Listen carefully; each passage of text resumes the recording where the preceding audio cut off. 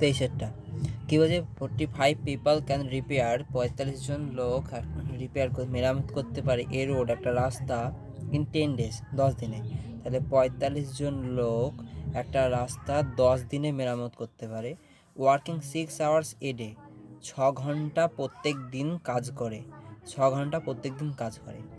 In how many days, তাহলে কত দিনে ক্যান 30 পিপল 30 জন লোক ওয়ার্কিং 6 hours 6 ঘন্টা পার 6 ঘন্টা a day, working 6 hours a day 6 ঘন্টা পার দিন কাজ করলে 30 জন লোক complete the same work in how many days, কত দিনে 30 জন লোক 6 ঘন্টা পার ডে কাজ করলে সে একই কাজটি কত দিনে শেষ হবে। তাহলে 45 জন লোক 10 দিনে একটা কাজ 6 দিনে করছে, সেই কাজটা 30 জন লোক কত দিনে করলে 6 ঘন্টা পার দিন হিসাবে করলেই কত দিনে শেষ হবে কাজটা। আমরা যে সূত্রটা জানি যে M1 D1 T1 by W1 equal to M2 D2 T2 by W2, এটা জানা সবার উচিত। M1 মানে মানুষ, D1 মানে দিন, আর T1 মানে টাইম, কতটা সময় লাগছে, আর W1 মানে কার্য, কী পরিমাণ কাজ করা হচ্ছে। যেহেতু এখানে টাইম 6 ঘন্টা পার ডে, T1ও যা T2 তা, তাহলে T1 আর T2 লেখার কোনো দরকার নেই। আর কি বলেছে যে can complete the same work, same work, কাজও যেহেতু সেম, তার মানে W1 ইকুয়াল টু W2, তাহলে W লেখার কোনো দরকার নেই। আর এখানে দেখা যাচ্ছে 6 ঘন্টা পার ডে, মানে T1 সমান সমান T2 6 ঘন্টা পার ডে, T2ও 6 ঘন্টা সমান 6 ঘন্টা পার ডে, তাহলে T1 বা T2 লেখার দরকার নেই। লিখবো কি M1 into D1 equal to M2 into D2, এটা লিখলে আমাদের কাজ মিটে যাবে। কি দেখছি 45 জন লোক, M1 মানে প্রথম যে লোকটা, 45 জন লোক D1 10 দিনে কাজ করছে, 45 জন লোক 10 দিনে কাজ করছে সমান সমান, তাহলে কাজের পরিমাণ 45 ইন্টু 10 হলো M2 ইন্টু D2, M2 কতজন লোক, M2 30 জন লোক, D2ই আমাদের বের করতে হবে, কত দিনে কাজ হচ্ছে এটাই আমাদের বের করতে হবে, D2টাই বের করতে হবে। কাটাকুটি করলে কি পাবো 45 ইন্টু 10 বাই 30 সমান সমান D2, 0 0 কেটে গেল 3 15 45, তাহলে D2 সমান সমান 15 দিন। তাহলে 30 জন লোক 15 দিনে প্রত্যেক দিন যদি 6 ঘন্টা করে কাজ করে তাহলে সেই কাজটা কমপ্লিট করতে পারবে। 30 জন লোক 15 দিন সময় লাগবে 30 জন লোকের। Find the compound interest on risk 5,50,000 at 7% per annum for 2 years compounded annually. বছরে যদি 7% সুদের হার হয় তাহলে 2 বছরের 2 ইয়ারের কী বের করতে হবে, কম্পাউন্ড ইন্টারেস্ট বের করতে হবে। 2 বছরের সুদের হার 7%, তাহলে 2 ইয়ারের কম্পাউন্ড ইন্টারেস্ট বের করতে হবে।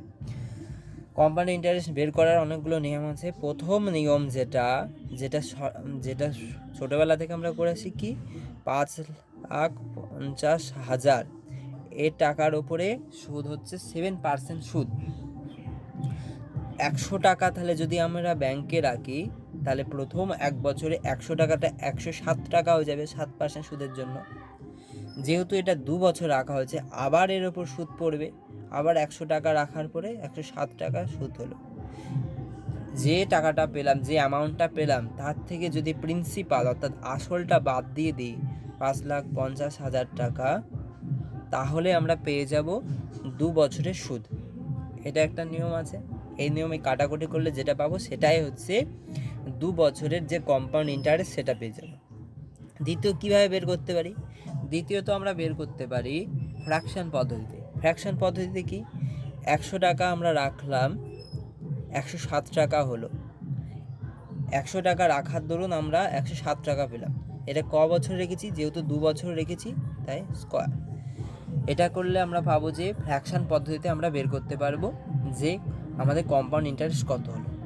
ফ্র্যাকশন পদ্ধতিতে কি হলো, 100 স্কোয়ার, আমরা জানি 100 স্কোয়ার, আর 107 স্কোয়ার দেখব। 107কে 107 দিয়ে যদি গুণ করি, কিংবা 107 স্কোয়ার আমরা 33 স্কোয়ার কীভাবে বের করি? এ আর বি ধরে নিয়ে বের করি, a square plus 2ab plus b square, কিন্তু এটা উল্টো দিক থেকে বের করি, এটা আমরা সবাই জানি। 33 হোক, 34 হোক, 35 হোক, 36 হোক, যাই হোক না কেন, তার স্কোয়ার বের করতে গেলে কী করি? যেমন 36-এর স্কোয়ার যদি আমরা বের করতে যাই, তাহলে কী করি? শেষের সংখ্যাটার আগে স্কোয়ার করি, 6 × 36, 6 হাত থাকলো 3, তারপরে এ বি আর 2ab বের করি, 3 × 6 18, 18 দুগুণে 36, 36 7 3 39, 9 হাতে থাকলো 3, তার এ স্কোয়ার করি, 3 3 9, আর যেটা হাতে ছিল সেটা যোগ করে দিই, 3 3 9 আর 3 12, 1296। একই রকমভাবে এখানে যেহেতু তিনটে সংখ্যা, 107 যেহেতু তিনটে সংখ্যা, প্রথম দুটোকে এ ধরবো আর লাস্টেরটাকে বি ধরবো, এভাবেও 107-এর স্কোয়ার বের করতে পারি। তাই করলে কী হবে? 7 7 49, 9 হাতে থাকলো 4। এবার 2ab বের করতে গেলে কী হবে? 7 দুগুণে 14, 14 আর 10কে 140, 140 আর 4 যোগ করলে 144, 144-এর 4 হাতে থাকলো 14।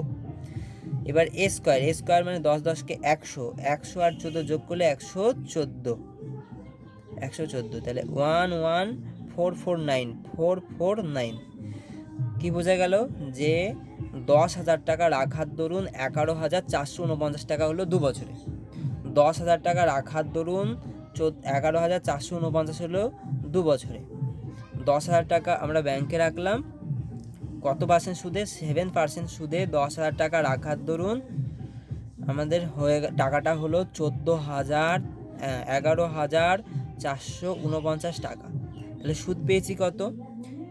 এটার থেকে যে পরিমাণ অ্যামাউন্টটা হয়েছে তার থেকে আসল প্রিন্সিপালটা বাদ দিলে আমরা সুদ পাবো, মানে 1,449 টাকা সুদ পেয়েছি, কম্পাউন্ড ইন্টারেস্ট, এটা চক্রবৃদ্ধি সুদ পেয়েছি 10,000 টাকার ওপরে।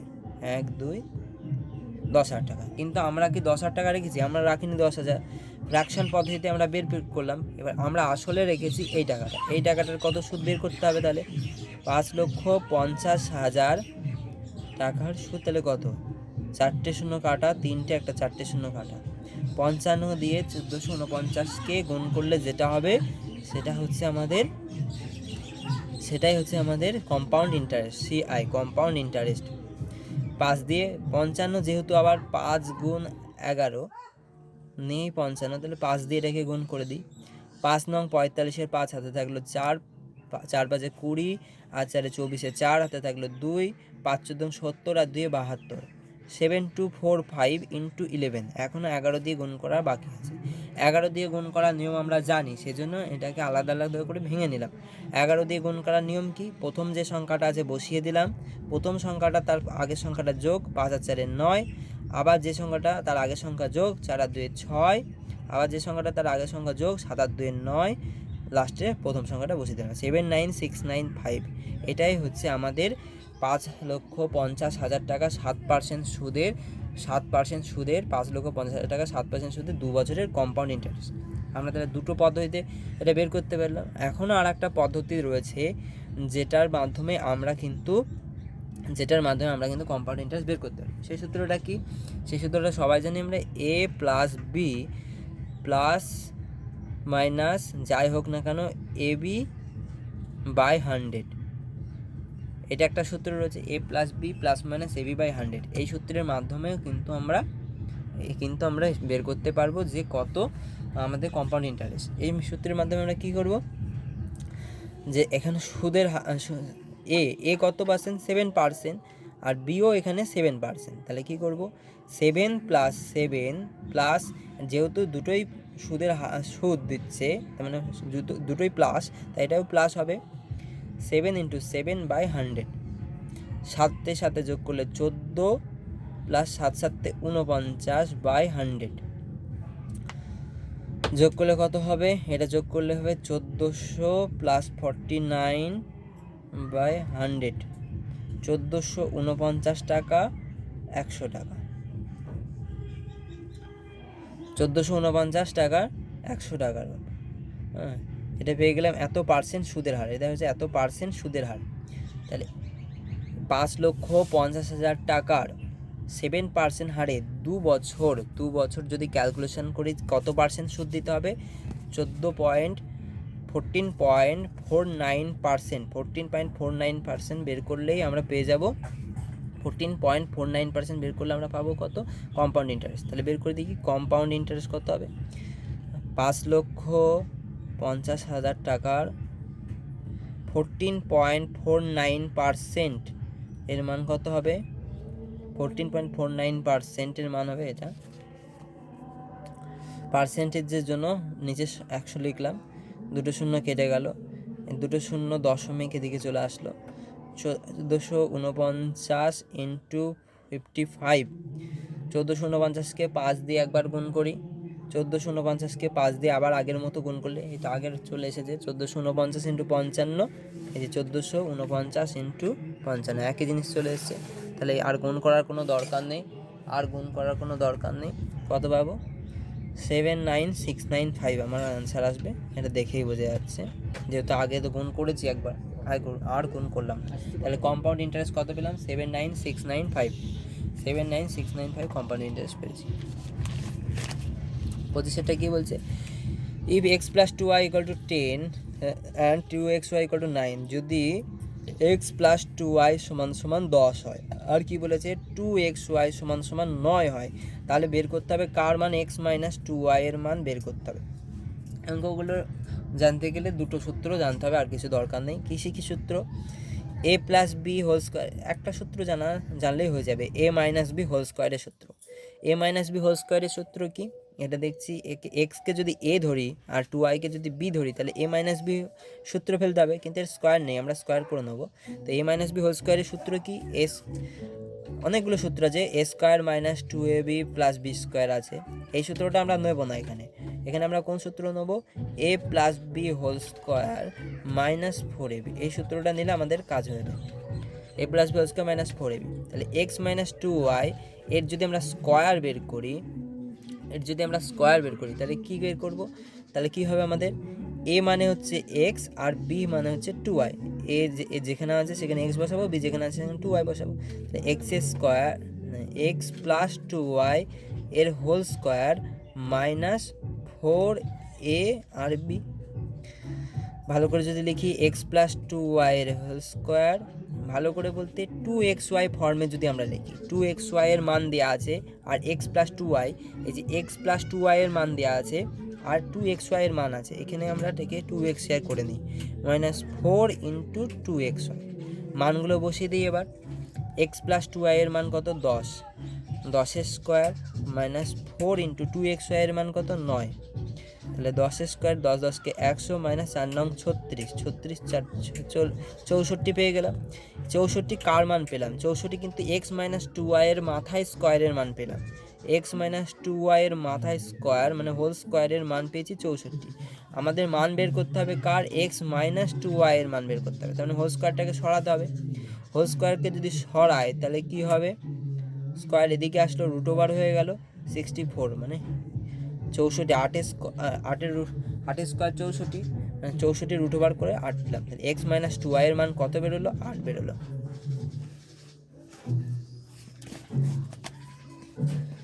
26টা কি বলছে?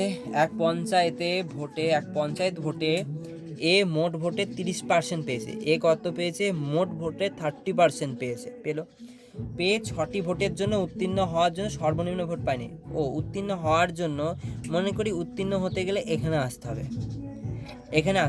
এ ভোট পেয়েছে কত পার্সেন্ট? 30% পেয়েছে, এই জায়গাটায় এ পেয়েছে এই জায়গাটায়।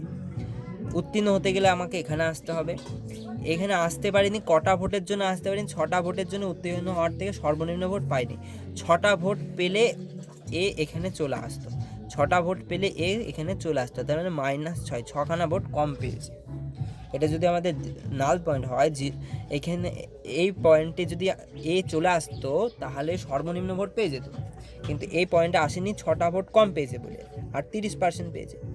এবং বি 40% ভোট পেয়ে উত্তীর্ণ হওয়ার জন্য সর্বনিম্ন ভোট থেকে 6টি বেশি ভোট পেয়েছে।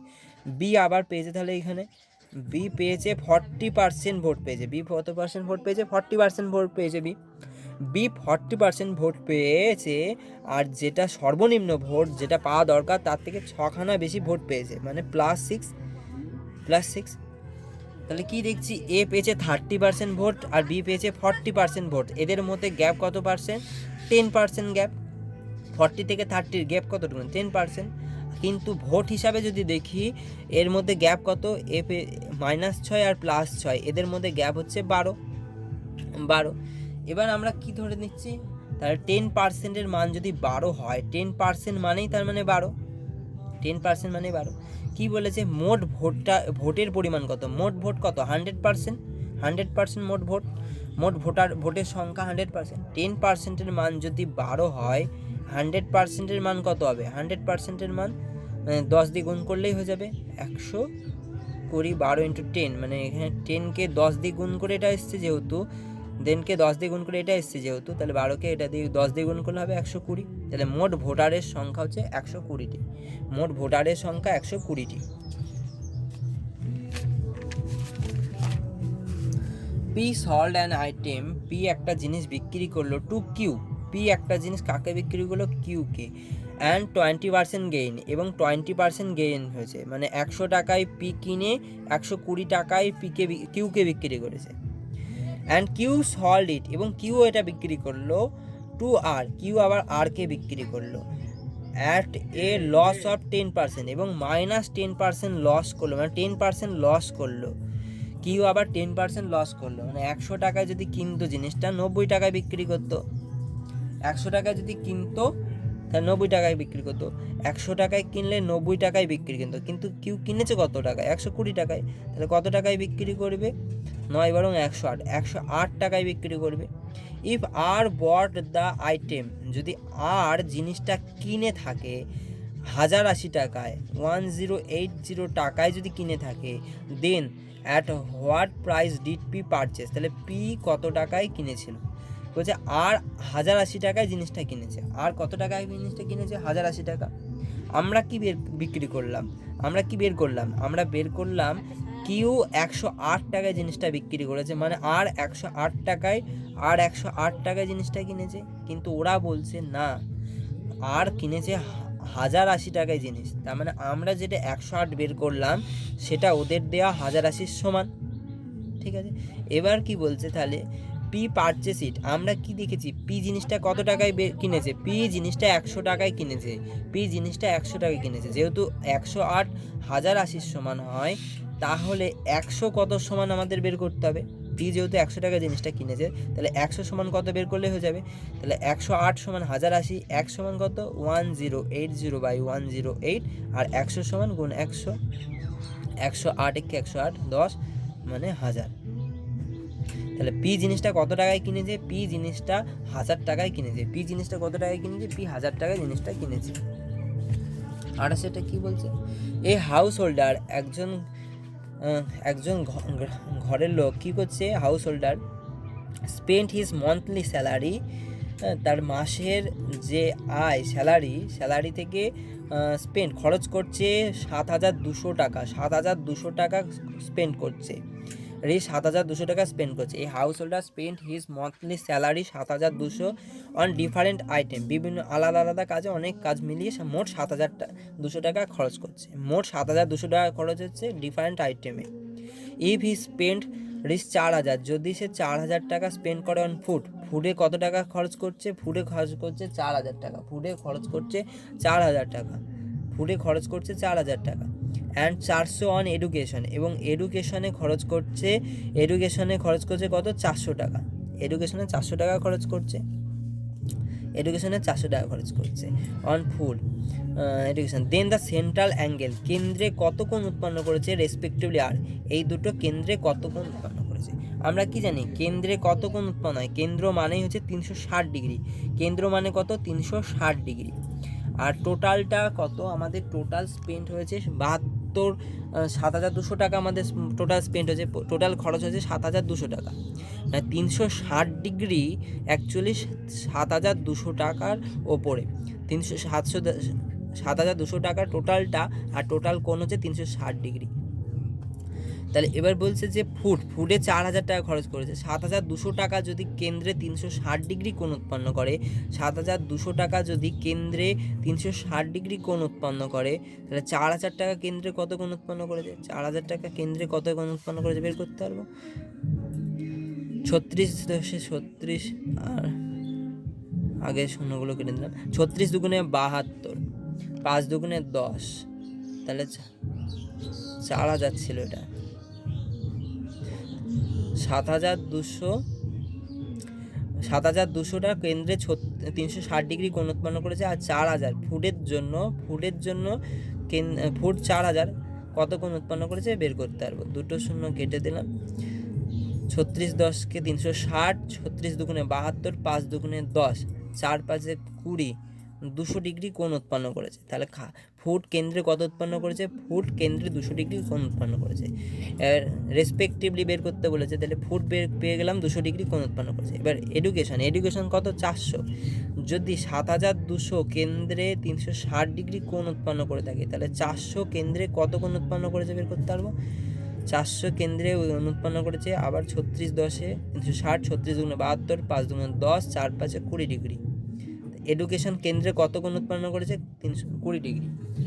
কেন বের করতে পারলাম? যেহেতু আমাদের টোটাল খরচটা হচ্ছে 7,200 আর টোটাল কোণটা হচ্ছে কেন্দ্রের টোটাল কোণ মানে 360 ডিগ্রি। 7,200 যেহেতু কেন্দ্রে 360 ডিগ্রি কোণ উৎপন্ন করে থাকে, তাহলে 4,000 কত কেন্দ্রে উৎপন্ন করেছে কোণ, আর 400 কেন্দ্রে কত কোণ উৎপন্ন করেছে হামেশা বের করতে হবে। সেই হিসাবে আমরা বের করলাম এটা। 29টা কি বলছে? এ সাম অফ রিচ 5,000 টাকা ওয়াজ ডিপোজিটেড, জমা দেওয়া হচ্ছে ফর 3 ইয়ার্স, 3 বছরের জন্য। তাহলে 5,000 টাকা 3 বছরের জন্য জমা দেওয়া আছে। অ্যাট 10% পার অ্যানুয়াম, 10% বার্ষিক, 10% কম্পাউন্ড রেট অ্যানুয়ালি, মানে বার্ষিক 10% চক্রবৃদ্ধি সুদের হারে কোনো টাকা 3 বছরের জন্য জমা দেওয়া হচ্ছে। The difference between the interest, সুদের পার্থক্য বের করো ফর 2 ইয়ার্স অ্যান্ড 3 ইয়ার্স, মানে 3 ইয়ারের কম্পাউন্ড ইন্টারেস্ট মাইনাস 2 ইয়ারের কম্পাউন্ড ইন্টারেস্ট বের করতে হবে আমাদের। 3 বছরের সুদ চক্রবৃদ্ধি সুদ কত হয় এবং 2 বছরের চক্রবৃদ্ধি সুদ কত হয়, এদের মধ্যে পার্থক্যটা আমাদের বের করতে বলেছে। তা কী করবো আমরা? আগে যেরকম কম্পাউন্ড ইন্টারেস্ট 2-3টে নিয়মে বের করা হয়েছিল, এটাকেও 2-3টে নিয়মে বের করা যেতে পারে। কিন্তু আমরা দেখি প্রথমে এ প্লাস বি প্লাস মাইনাস যে এ বি বাই 100 এই সূত্রের ওপরে অ্যাপ্লাই করে দেখি। যেহেতু 3 বছর 10% হারে সুদ দেওয়া হয়েছে, তাহলে মোট সুদ কত বের করতে পারবো? 3 বছরের ইকুইভ্যালেন্ট, 3 বছরের চক্রবৃদ্ধি ইকুইভ্যালেন্ট সুদটা বের করতে পারবো। A plus b by a plus a b by 100 এই সূত্রটা যদি এর মধ্যে অ্যাপ্লাই করি কত পাবো? এ প্লাস বি মানে 10 যোগ 10 প্লাস 10 10কে 100 বাই 100, মানে 10 10 20 প্লাস 1 21। যেহেতু 10% আর 10% এটার বের করলাম ইকুইভ্যালেন্ট কত? 21%। এবার এটার আর এটার বের করি। 21 আর প্লাস 10 এটা আর করলাম না, 21 আর 10 একই রকমভাবে 31 প্লাস 21 ইন্টু 10 বাই 100, মানে 31 প্লাস 2.1 33.1%। তাহলে 3 বছরের 10% সুদের হারে 10% চক্রবৃদ্ধি 10% চক্রবৃদ্ধি সুদের হারে 10% চক্রবৃদ্ধি সুদের হারে 3 বছরের ইকুইভ্যালেন্ট সুদ কত? 33.1%। 3 বছরের চক্রবৃদ্ধি সুদ 3 বছরের সুদ হচ্ছে 33.1%। পেয়ে গেলাম এটা। আর 2 বছরটা বের করে নিই। 2 বছরের সুদ কত হবে? 10% আর 10% হলে এটা একবার বের করেই দিয়েছিলাম, আবার বের করছি। 10 যোগ করলে 20 আর 10 ইন্টু 10 বাই 100, 20 প্লাস 1 21। তাহলে কী দেখতে পেলাম যে 2 বছরে 10% চক্রবৃদ্ধি সুদের হারে 2 বছরের ইকুইভ্যালেন্ট সুদের হার কত? 21%, আর 3 বছরের 33.1%। এদের মধ্যে পার্থক্য বের করলেই তো আমরা পেয়ে যাব 2 বছরের চক্রবৃদ্ধি সুদ এবং 3 বছরের চক্রবৃদ্ধি সুদের মধ্যে পার্থক্য। এদের মধ্যে পার্থক্য কত? 33.1, এর মধ্যে 21%, 33.1ই তো, হ্যাঁ 21%-এর মধ্যে পার্থক্য বের করতে হবে। 12.1% বের করলে পেয়ে যাব কত টাকা? 5,000 টাকার 5,000 টাকার 12.1% আমাদের বের করতে হবে। 12.1% বের করতে হবে। 0 0 কেটে গেল, 0 0 কেটে গেল, এই একটা শূন্যের জন্য দশমিক সরে গেল। তাহলে 5 × 121, 5 একে 5, 5 × 60, 605 টাকা সুদ পেয়ে গেলাম। 605 টাকা সুদ পেয়ে গেলাম। তাহলে 3 বছর এবং 2 বছরের চক্রবৃদ্ধি সুদের পার্থক্য 605 টাকা। এটা একটা পদ্ধতিতে হলো। এবার যদি কেউ অন্য কোনো পদ্ধতিতে ইউজ করতে চায়, এখানে আর একটা পদ্ধতি দেখি। যদি কেউ মনে করে যে ফ্র্যাকশন পদ্ধতিতে করব, তাহলে ফ্র্যাকশন পদ্ধতিতে কী হবে, 10 টাকাটা 1 বছরে 11 টাকা হচ্ছে, তাহলে 3 বছরে হবে কত, 1331/1000। তার মানে 1000 টাকার ওপর কত টাকা সুদ আসছে, 331। আচ্ছা, আবার 10 টাকাটা 11 টাকা হচ্ছে 1 বছরে, ফ্র্যাকশন পদ্ধতিতে আবার বের করছি। এটা ক বছর, 2 বছরে দেখি কত হয়, 121/100, মানে 21 টাকা সুদ হচ্ছে 100 টাকার ওপর। এবার এদের মধ্যে সুদের পার্থক্যটা বের করি।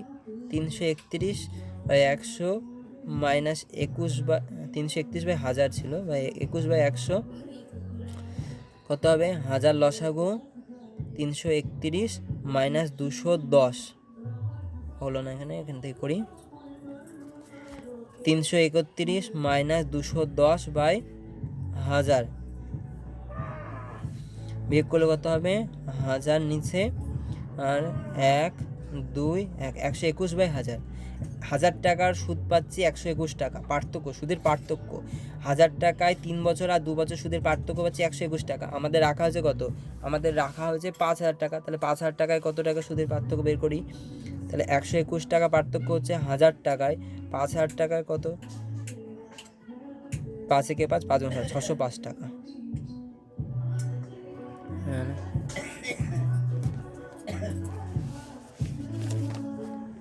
One single discount which is equivalent to 20%, 10%, 5%. এতক্ষণ ধরে যে এখানে করলাম, এটা যে করলাম 3 বছর 10%, 10%, 10%-এর ইকুইভ্যালেন্ট বের করলাম, সেটা এখানে করা হয়েছে, কিন্তু মানগুলো আলাদা দেওয়া আছে। একটা 20%, একটা 10%, একটা 5%। এর ইকুইভ্যালেন্ট বের করতে বলেছে। ইকুইভ্যালেন্ট ওয়ান সিঙ্গেল ডিসকাউন্ট, একটা সিঙ্গেল ডিসকাউন্ট। প্রথমে দেওয়া হচ্ছে 20% ডিসকাউন্ট, তারপরে দেওয়া হচ্ছে 10% ডিসকাউন্ট, তারপরে দেওয়া হচ্ছে -5% ডিসকাউন্ট। ডিসকাউন্ট বলে মাইনাস দিতে হচ্ছে, যদি ডিসকাউন্ট না থাকতো তাহলে প্লাস দিতাম। তাহলে এর ইকুইভ্যালেন্ট ডিসকাউন্ট বের করতে হবে।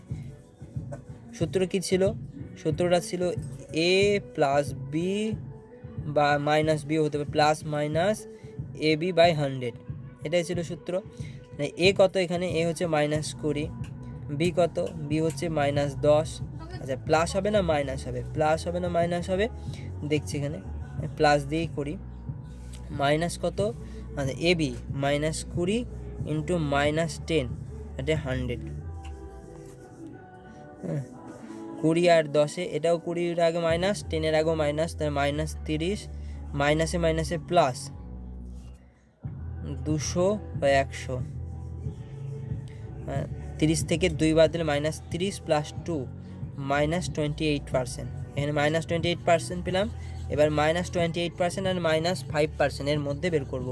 -28%, -5%, আচ্ছা আবার মাইনাসে মাইনাসে প্লাস, 28/100, 28 × 5/100, 5 × 100, 2 দিয়ে দিই 10, 14 × 2 = 18, 14 × 2 = 18, আর কাটলাম না। 8 আর 5, 8 আর 5 13, 33 -33 আর হচ্ছে প্লাস 1.4, 0.6 দিই, 2 হলো 1, 31.6%।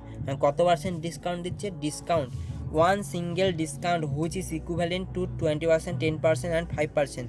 তাহলে 20%, 10% এবং 5%-এর একটা সিঙ্গেল ডিসকাউন্ট ইকুইভ্যালেন্ট ডিসকাউন্ট কত হবে, 31.6%। 31.6%, এটা হচ্ছে ইকুইভ্যালেন্ট কার 20%, 10% আর হচ্ছে 5%-এর ইকুইভ্যালেন্ট সিঙ্গেল ডিসকাউন্ট।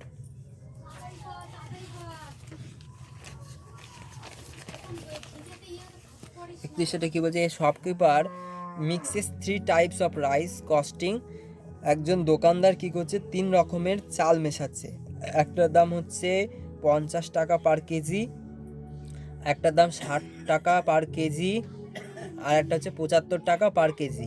এই দামে 3টে চাল মেশাচ্ছে। কি অনুপাতে মেশাচ্ছে? ইন দ্য রেশিও অফ 3:1:2, 3:1:2 এই হিসাবে মেশাচ্ছে। দ্য এভারেজ কস্ট, গড় ক্রয় মূল্য of the mixture per KG, প্রত্যেক কেজিতে গড় ক্রয় মূল্য বের করতে হবে। মনে করি এটা 3x কেজি মেশানো হচ্ছে, এটা 1x বা x কেজি মেশানো হচ্ছে, আর 2x কেজি মেশানো হচ্ছে। যেহেতু এটা 3x কেজি মেশানো হবে, 1 কেজির দাম যদি 50 টাকা হয়, 3 কেজির দাম কত হবে? 3 × 5 = 15, 150 টাকা, 150x টাকা। এটা যেহেতু 60 টাকা কেজি, 1 কেজির দাম 1x এর দাম হবে, বা শুধু x এর দাম 60x টাকা। আচ্ছা, এবার কত হবে? এটা হবে 75 টাকা পার কেজি। তাহলে 2x এর দাম কত হবে? 150x। তাহলে মোট কত খরচ হলো? মোট খরচ হলো 150x plus 60x plus 150x, 150 300, 360, 360x টাকা খরচ হলো। 3 প্রকার চাল কিনে মোট 360x টাকা খরচ হলো। কত কিলো চাল কেনা হয়েছে? 3x। মোট চাল কেনা হয়েছে 3x plus x plus 2x, 3 আর 2 5 আর 6x। তাহলে 360x টাকা খরচ হয়েছে 6x কেজি চাল কিনতে। তাহলে 1 কেজি চাল কিনতে মোট গড়ে কত খরচ হয়েছে? 60 টাকা। 6×36 60 টাকা। তাহলে এই 3 প্রকার চাল যে মিশ্রিত চাল 50 টাকা পার কেজি, 60 টাকা পার কেজি এবং 75 টাকা কেজি 3:1:2 অনুপাতে যে মেশানো হয়েছে, সেটা প্রত্যেক কেজির দাম হচ্ছে 60 টাকা করে। What is the value of 12 - 8? এটা সিম্পলিফিকেশন করতে হবে। কত? 12 - 8 ভাগ মানে আমরা কি জানি? গুণ হয় আর উল্টে যায় পাশেরটা। 1/2 মাইনাস 16 অফ -2। অফের কাজ সবার আগে করতে হয়। অফ মানে গুণ, তাহলে 16 গুণ, অফ মানে গুণ, -2 এর সাথে গুণ, -2 প্লাস 3 × 5 - 4, 4 দুগুণে 8, 12 - 4 মাইনাস, এর আগে মাইনাস, এর আগে কিছু নেই মানে প্লাস, প্লাসে মাইনাসে মাইনাস, মাইনাস 16 দুগুণে 32, 3 × 5 = 15, প্লাস 15 মাইনাস 4, 12 থেকে 4 বাদ দিলে 8, মাইনাস 8, 32 আর 4 = 36, 32 আর 4 = 36, 32 আর 4 = 36, মাইনাস 36 প্লাস 15, 8 মাইনাস 36 থেকে 15 বাদ দিলে কত হবে?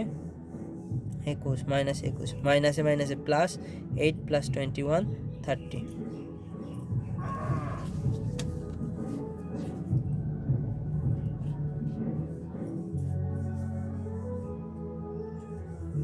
One of the angle of a triangle is 108 degree.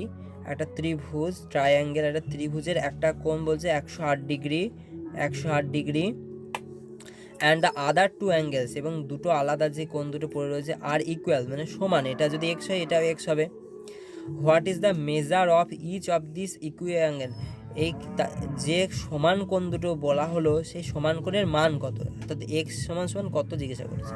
আমরা কি জানি একটা ত্রিভুজের 3টি কোণের সমষ্টি কত? একটা ত্রিভুজের 3টি কোণের সমষ্টি 180 ডিগ্রি, আমরা এটা জানি।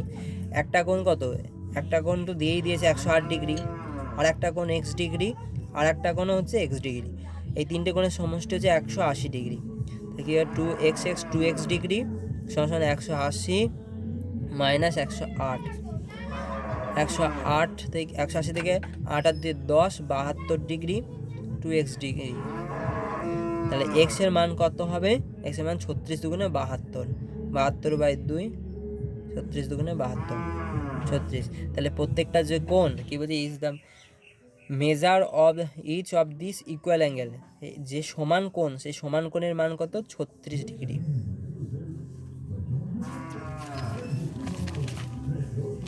What is the smallest natural number? সবথেকে ক্ষুদ্রতম ন্যাচারাল সংখ্যা, প্রাকৃতিক সংখ্যা কত? দ্যাট শুড বি অ্যাডেড, যেটা যোগ করতে হবে টু 5 4 3 2 1, 5 4 3 2 1 এর সাথে কোন সংখ্যা যোগ করতে হবে? সো দ্যাট, যাতে the sum is divisible by 6। এই সংখ্যার সাথে কত যোগ করলে এই সংখ্যাটি 6 দ্বারা বিভাজ্য হবে? এর আগে একটা বিভাজ্য করেছিলাম 93 দ্বারা বিভাজ্য, 3 আর 31 দ্বারা বিভাজ্য করতে হয়েছিল।